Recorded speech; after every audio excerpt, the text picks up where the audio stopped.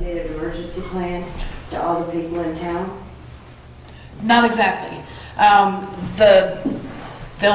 We'll be delivering a packet that will contain the draft comprehensive plan, a heart and soul survey to further that project, an updated community preparedness. This is for people who need either medical or are at-risk individuals, okay, so that we have them on file. Could we also include in that plan the asset mapping that we're talking about, so that it's done in advance? Scott can make his second string. Fire chief, we're hoping to get that. String people. We're working on that as we're doing that. Yeah. Will it come out with that? Or? No. No. No. Okay. So basically, just doing one fell swoop of sending that out, and then asset management, and you're all working on that right now. Right. Scott, you've got that yellow booklet handy. Yeah, this is the other thing that we're going to put in the packet. It's a 72-hour preparedness guide to make, talks about evacuations and floods and hurricanes and on and on. And it has a list of, things that you should probably have in your emergency kit. But we're going to get this updated and put that in there as well, so that you'll have not only the people who need to fill out the form for at-risk individuals, but also a family thing. And then the other, the ongoing implementation is, until Calvin brought this up, I didn't even realize we had this. It took us a little bit of searching for this one, but we're going to start putting this out with our FYI packets for all new residents and continue this. I live on Picton Mesa, not in the township. Will I get one? No, unless you ask Town Hall and you come in and get one directly. They will be available, but no, we're going to deliver them to town residents. So we need to make sure that that's specified, that once information gets out, media gets a hold of this, that those that are in town will be able to receive them. Those out of town need to come in to town hall, correct? Okay. Yes. Nigel, I'm sorry. Go ahead, please. So we're dealing with a crisis situation of some sort, and as a result of that crisis event, the primary concern is I guess, a disruption to essential services.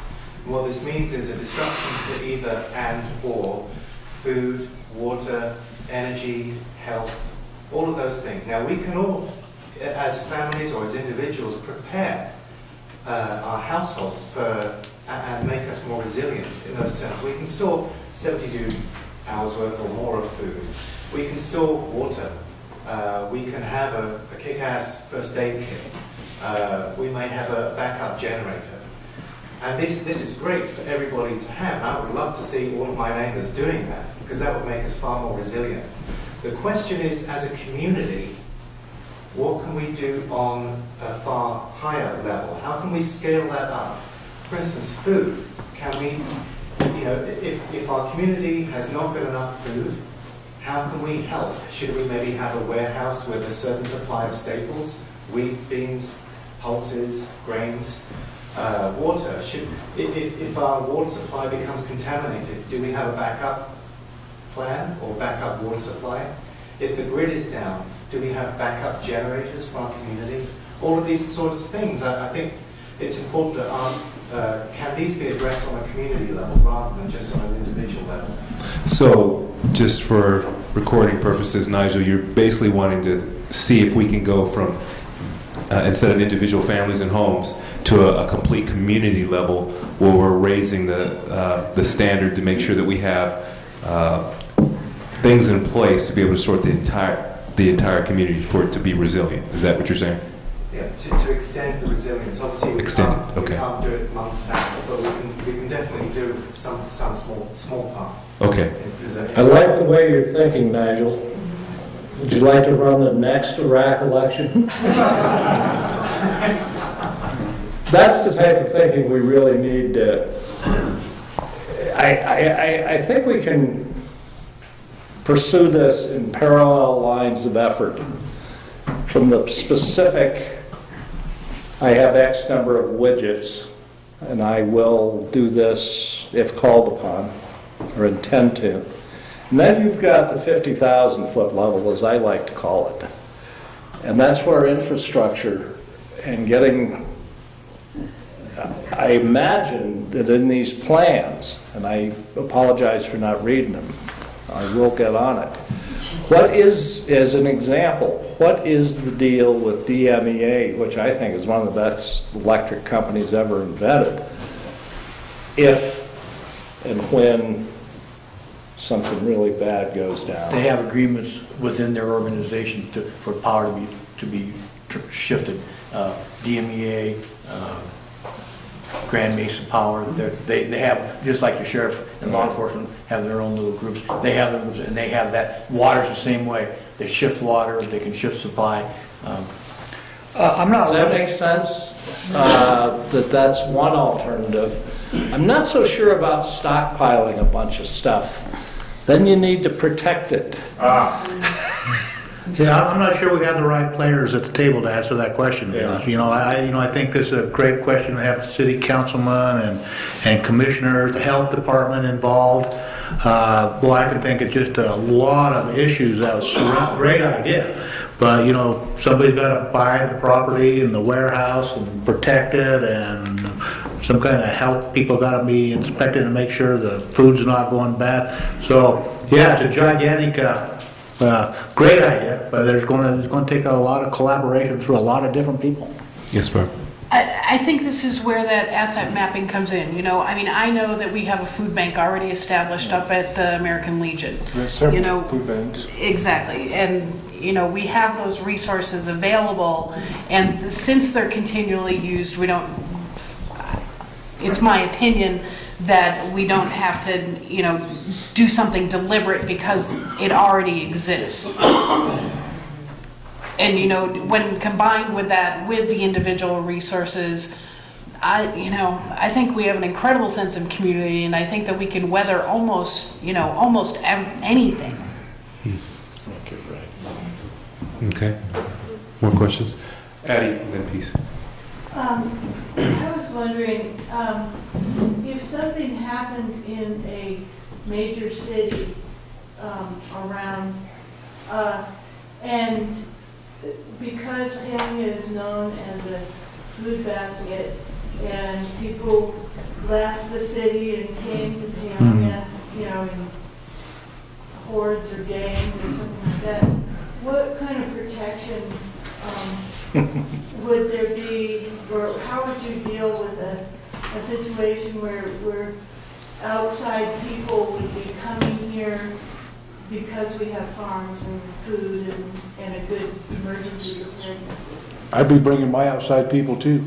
Again, I got some friends, Brooklyn or Afghanistan, which one do you want? So before you guys answer, I just want to make sure that Addie asked the question in regards to and if something were to happen in a major city and we had people coming knowing that this area has food, it's a breadbasket here in Colorado, and people are coming, how do we set up security? How do we protect that? How do we distribute that? What does that look like?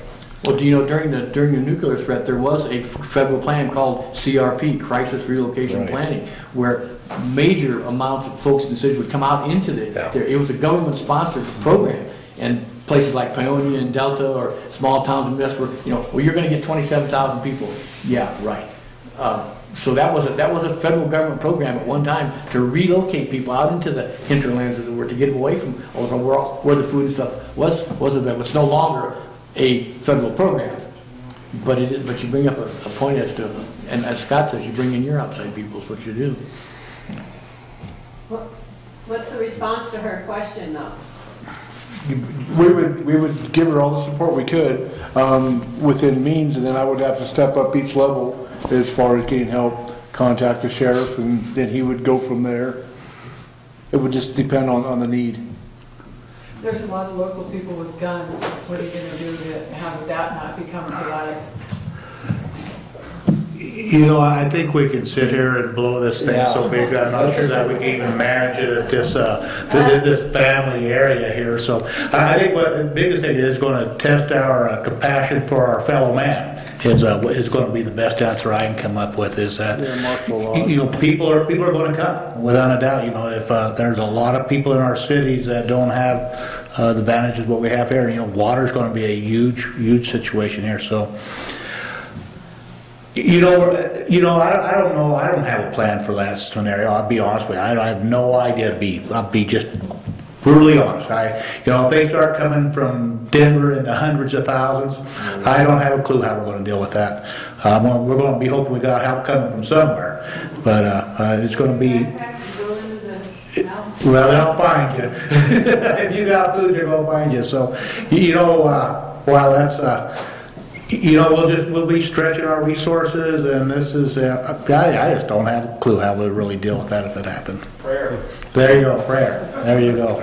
Peace. My question segues off of Addie's, actually. It was interesting when she asked that first. Because when I was up in Anchorage, I went before the city council and asked them, what does this city have preparations-wise to help protect people in case of a nuclear war, fallout shelter, stuff like that? The answer was, we've been instructed by the federal government not to focus on that. There are no protections there. We're just supposed to focus on the other part of this, the chemical and biological, which to me doesn't even seem realistic as much as a nuclear war. So because of that, I did about 40 hours of research and prepared a 3-hour talk on nuclear war survival skills that I've given in 4 different states. So I believe that we're headed towards a nuclear altercation, and that would be the ultimate crisis scenario that we face. Because it is going to shut down the grid long term. Everything that we talk about here on this biggest scale would be experienced and you have to deal with. So a big concern that I have, and I've heard a lot of other people voice it, is for the local law enforcement, the sheriff, Fred, and Scott, the local police, is that there's, for example, there's a federal act called the Anti-Hoarding Act that was placed.